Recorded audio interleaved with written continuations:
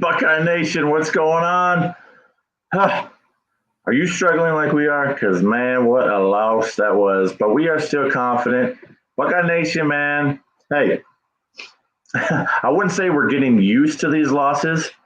As Ryan Day is 2-6 versus top five teams now as the head coach of the Buckeyes. But, He's actually 1-7. oh, Lordy. That's what I thought, too. I couldn't think of a second win over a top five team either. But, whew, oh, God. All right, that makes me feel better. Not. But Ohio State, obviously, you watched it. We watched it. The whole nation watched it. 32-31 Ducks, instant classic, no question about it. Horrific finish for Ohio State, but a freaking valiant effort, if you ask me. Rob, I know you got some serious thoughts on this game. I mean, just go for it. Like, what's your takeaway, man? What you got to say on this heartbreaking loss on the road to a new conference member? Well, hats off to Oregon pulling it off. Dan Lanning finally got his big win that he, just is gonna covet his coveted win that they're gonna be celebrating for about a couple more days. Actually, just today, and then they're gonna be back at it in practice. But so had the Buckeyes winning this, obviously they didn't. But I'm gonna go back to a prediction that I made at the beginning of the season, and I am going to reference Avengers Infinity Wars here. So looked in the future, saw 15 million scenarios where Ohio State would go on to win the national championship.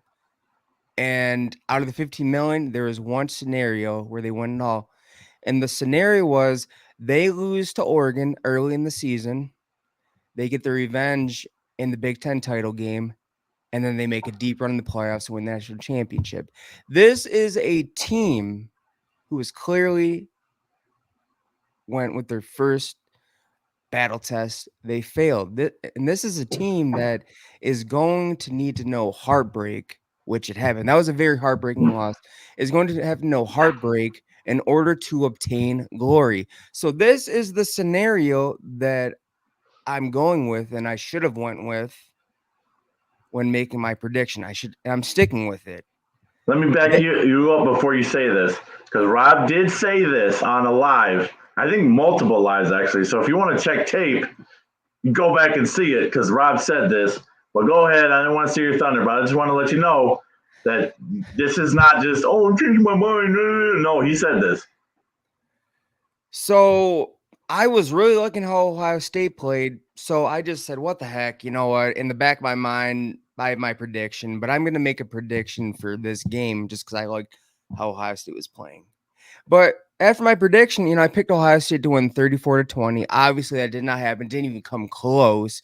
Dylan Gabriel lit it up. He just, the dude balled. Hats off to him. He's a bad, bad man. And he put Denzel Burke on an island, and the rest is history.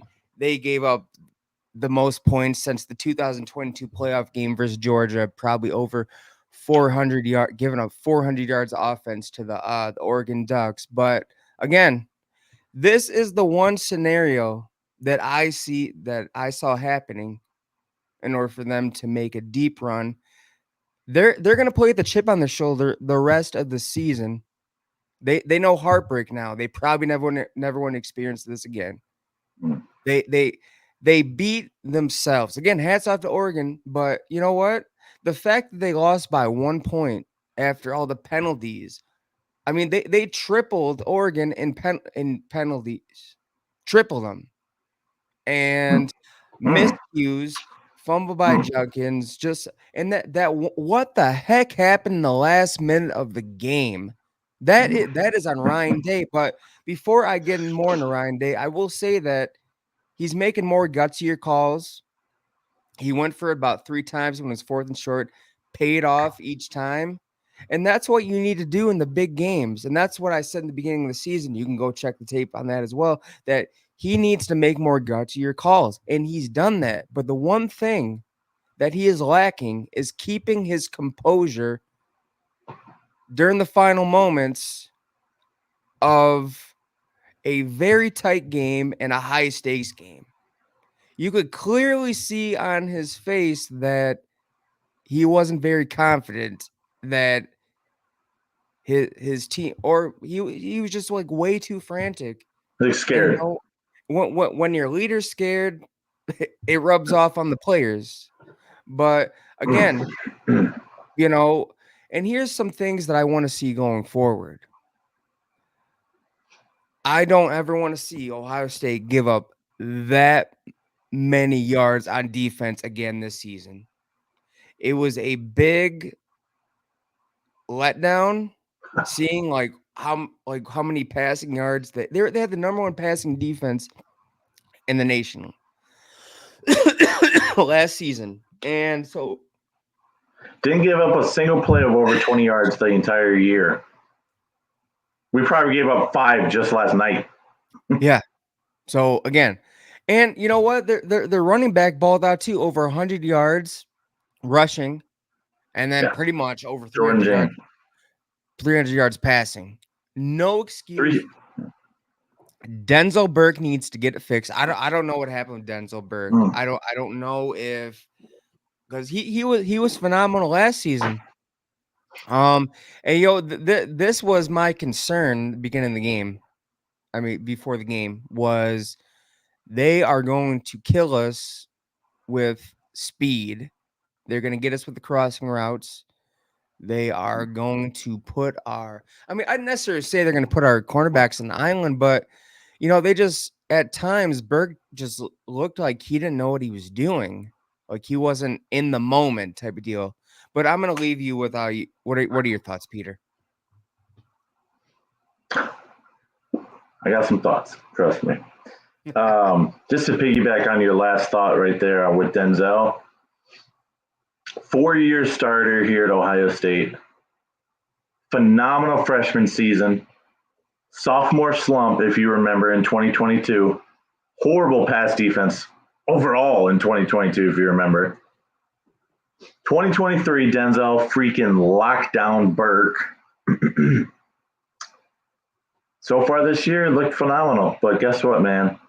Got burned for a couple touchdowns. Let the receivers run right by him, and he's not fast enough to recover.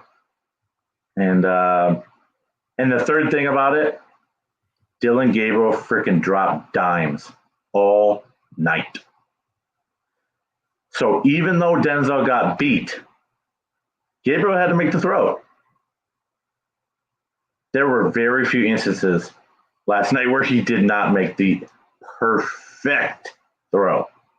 And that was frustrating. But hats off to him. I mean, he balled out. He was not that quarterback versus Michigan State. Let's be real. He threw 2 picks in the end zone versus Michigan State. He didn't come even close. I didn't even think he had a pass batted down last night.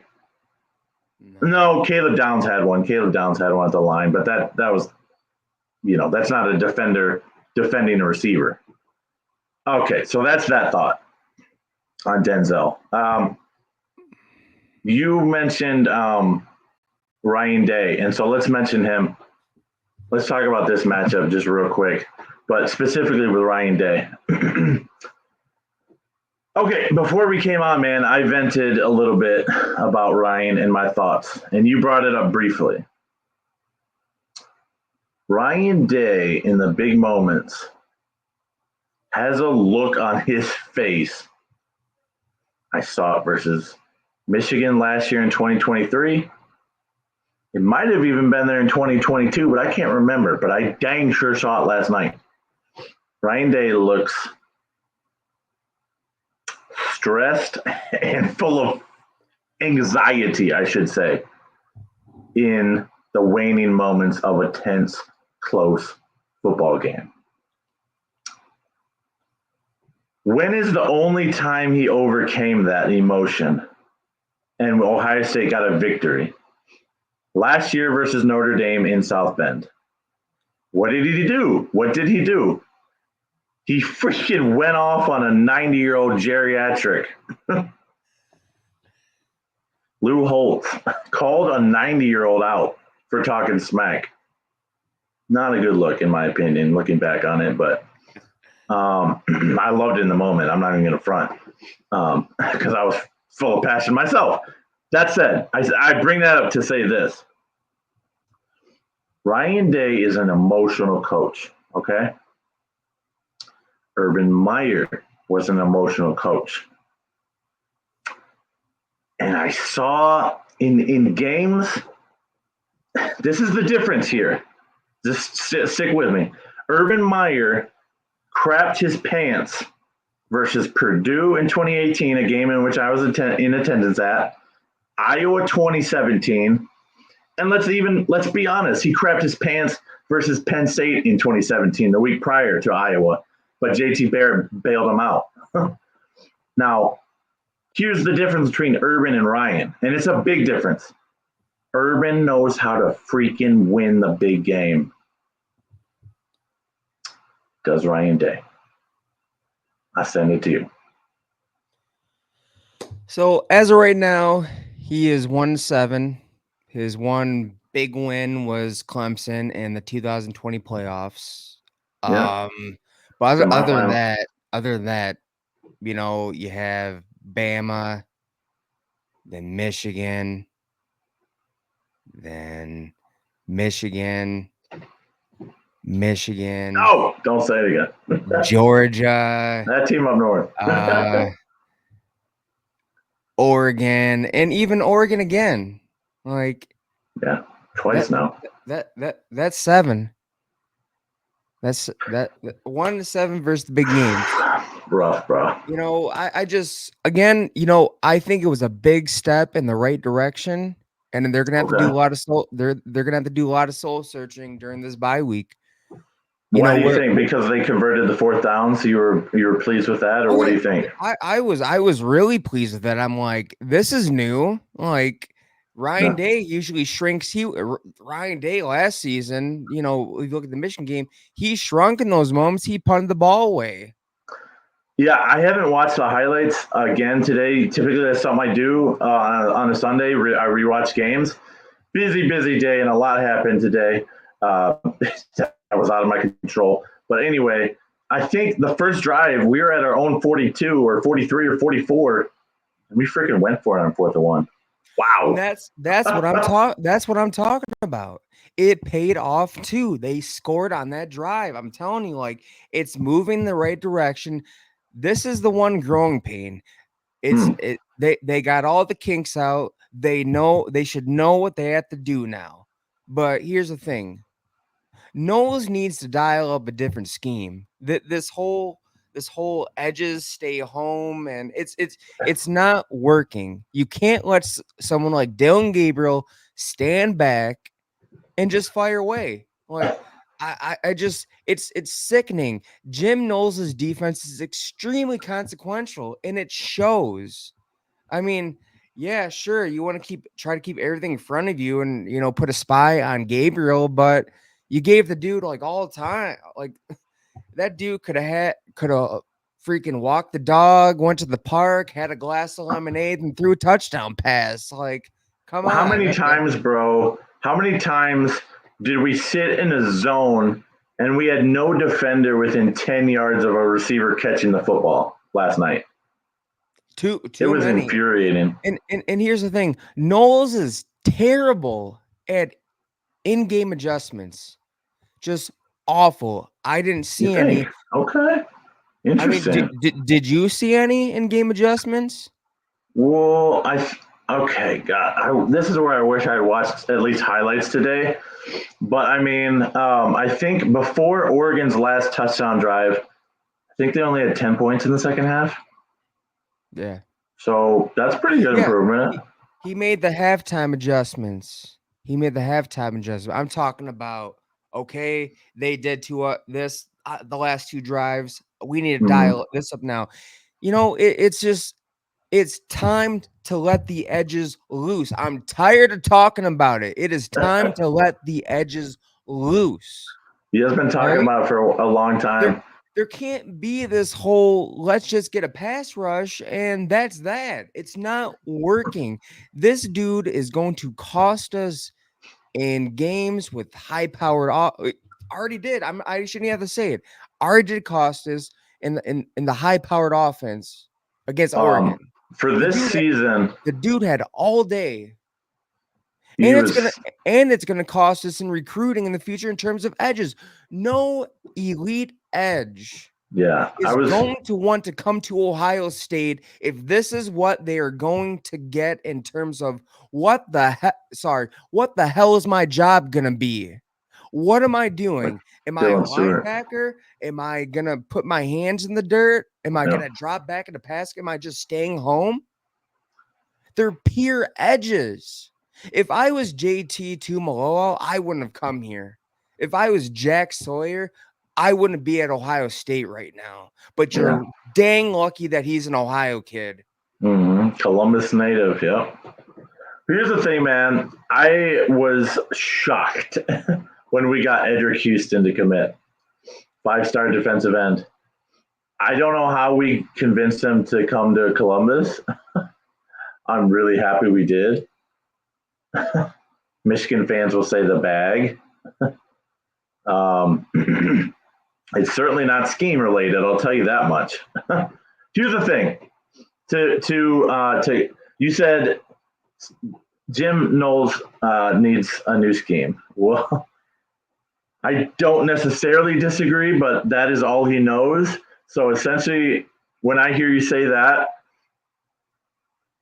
what I hear is we need a brand new defensive coordinator. That's what I hear, because that's the only scheme he knows. So, and I listen, a 4-2-5 defense and a full-powered Michigan team, we're going to lose that matchup every time, in my humble opinion. Now, the Texases of the world, the Georgias, maybe the Oregons, it might be all right for them. But a full-powered Michigan team like we saw the previous 3 seasons, that defense is not a winning formula. You need 3 backers on the field like we saw versus Iowa last weekend. We need a 4-3 scheme. Maybe that's outdated because it seems like freaking everybody is running the 4-2-5 now. Freaking Bama is. Who else runs a 4-2-5? A lot of Big Ten teams do. I mean, it's ridiculous, man. What was that thing you said about an Ohio State scheme? Caleb Downs is just a guy. Oh yeah! Wow. That was all right. That was an early morning text, and that was a I'm angry text, and I'm sick of Caleb Downs not filling up the stat sheet text. I don't know, man. Let me just say it. Let me just say it with my chest. I think in a 4-2-5 scheme, Caleb Downs is just a dude. I was so stoked when he committed here. He had 109 tackles for Bama last season. He's got less than 20 through 6 games, bro. What's the difference? Scheme. I mean, don't they both run 4-2-5? I think Bama does, because I just said that. But what is the difference, though? Because he was an elite producer for Bama. And if it is actually the same scheme, if I'm correct in saying that Bama does run in the 4-2-5, why did he have 109 tackles for Bama, multiple interceptions, multiple forced fumbles, multiple tackles for loss, multiple sacks, and he's doing nothing in a Buckeye uniform, except maybe 2 big hits through 6 games? I think that there's more dudes on this team, though, than the Bama's defense last season, especially in the secondary. I actually won't disagree with that. I won't disagree with that. That could be that. It could be that simple. Maybe it is that simple. I mean, this is not a selfish Buckeye team. If this was a selfish Buckeye team, there'd be a lot of turmoil in the locker room. Oh, Caleb Downs would have redshirted. Junkins, you wouldn't have seen him happy whenever he gets pulled out of the game. This is a Right. very unselfish Ohio State football team. There Mhm. it's very reminiscent to, that team up north, the Yeah. team. This is a Junkins team. and Henderson, they cheer on each other. Downs, Yeah. he may have had 109 tackles, but he's coming to a system where he understands that there's more players just like him, and he's gonna get his stats, but at the end of the day, it's about the team. Essentially, I guess my point that I'm trying to make is I expected Caleb Downs to come in and be an All American safety. Right now, stat wise, he's not even a second team Big Ten player right now. And that's pretty frustrating for me. I'm not saying he's a bust. Like, I'm not an idiot. The dude knows how to play ball.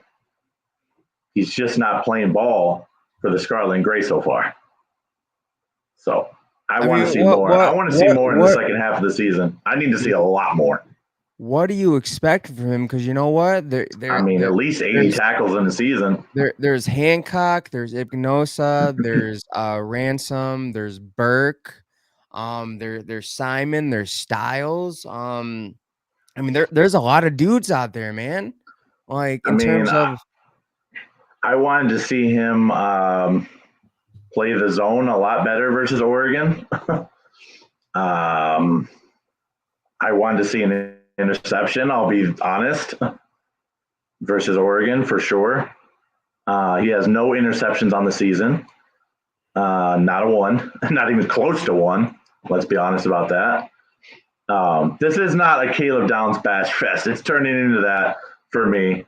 I am really appreciative he's in an Ohio State uniform. Don't get me twisted. Don't twist my words. I just expected a no doubt first team All American. I am a Thorpe finalist for sure. Both years he's here in Columbus. If he's on the semifinal for the Thorpe Watch, dude, then I clip it because I don't know ball. you know, yeah, like I mean, real talk. He's not even all Big Ten player right now. The way he's performing so far. what do you think is the issue? I mean, I mean, Oh, I have no clue. Walden is a great coach. We both know that. Guerrieri, I don't know about him. Walton's a great recruiter. I don't know if he's a great coach yet. How do you explain the turnaround for the secondary last year then if he's not a good coach?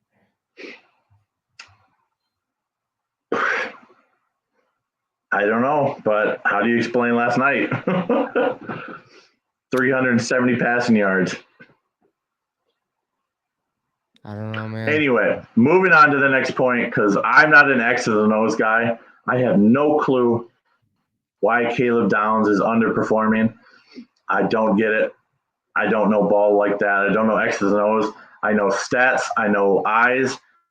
I know Ohio State football history and tradition. I'm not an X's and O's film study guy, but another point I wanted to make, and this is, you can respond to this. I'll just say my point, and then you can, say your piece on it. I texted you guys at halftime. I thought Ohio State was going to lose because we can't run the ball. I think we had less than 30 yards rushing in the second half. I know we didn't have more. I think we had 15.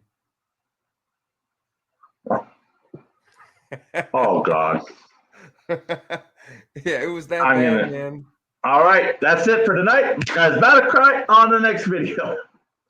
No, but God, I was hoping we might have had 40, but like I said, really busy day. Haven't looked at the stats.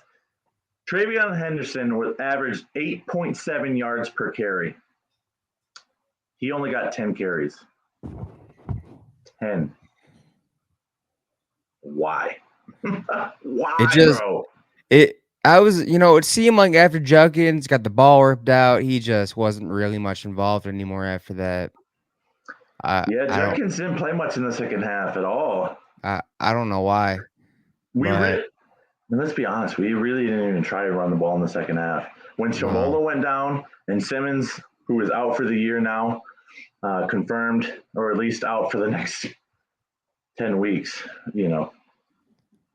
we really got away from the run game. And you said 15 yards in the second half. How I know Judkins only had 23 yards on 11 carries, but like I said, Henderson 10 for 87, and he maybe touched the ball 3 times in the second half. Maybe. Yeah. I just Wow. What? Like that was just something I realized when I woke up and looked at the stats. I'm like, dude, I knew we weren't going to be effective running the ball, and I said that at halftime. But I didn't think we'd just completely abandon the run game. yeah. But all right. Here's the scary thing about last night. What's that? And this is something to look at towards Ohio State in terms of going forward. Yeah, moving forward. They had a lot of miscues, a lot of penalties, a lot of mistakes, also miscues, and they only ended up losing by one, barely by one on the road against a team who is 36-1 at home. Night game, hostile environment against the number 3 team in the country, who was, by the way, picked to win it all. Dan Lanning is a very good coach. He was in the moment. I just saw that look on his face when they got the onside kick. I'm like, okay, this dude is a fierce competitor. You probably don't want to meet him in a street fight. But you could just tell, he had the eye of the tiger. He's like Daniel in the lion's den, just sitting there in the moment and just taking it all in. So here's the thing though. Like, again, Ohio State, the way they played and only lost by one, they haven't played their best football yet. They just haven't. But you know what? Agreed. Last night was a big wake-up call that they aren't invincible, just like we were saying. It's not all sunshine in Columbus, but no, the media had to be the media. And that's why there's like, the super team and the 25 million NIL and Caleb Downs and Junkins. It's not all clearly it's not all sunshine in Columbus. Yeah. But you know what? They got woken up. They're going to play with a chip on their shoulder the rest of the season. And their first crack back from the bye season is against Nebraska. But go on. Will Howard had a great quote. I think you posted it to your story today. Now I'm blanking on the quote. But essentially, a fire was lit in the team. And this is going to help them in the long run. Is a very rough paraphrase of what Will Howard said, but that's essentially what our quarterback and our leader said. He said, this team got a fire lit underneath it, and I still believe in this team. He's going to lead this team. He's going to lead this team well. I think bright things are ahead. Listen, I was really harsh on Caleb Downs, probably harder than I needed to be. I was really harsh on Ryan Day, probably not harder than I needed to be.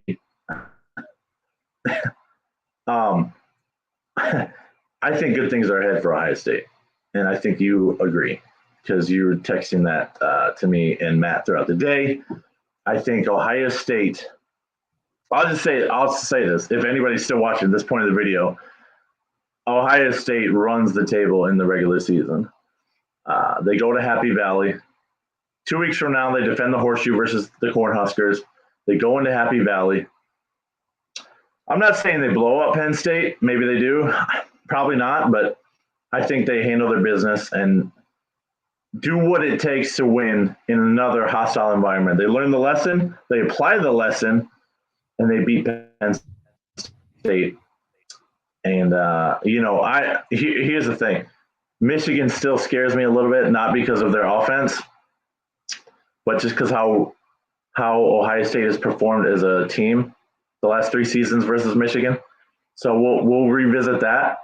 But let's say I'm pretty confident versus Michigan, but I'm pretty confident we'll have one loss entering that football contest. So Yeah. and then obviously we'll deal with that bridge when we cross it. So Yeah. And don't overlook Indiana.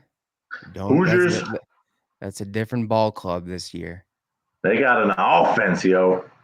Kurt Yeah. Signetti, all aboard the Hoosier train. I am fired up for what they bring in.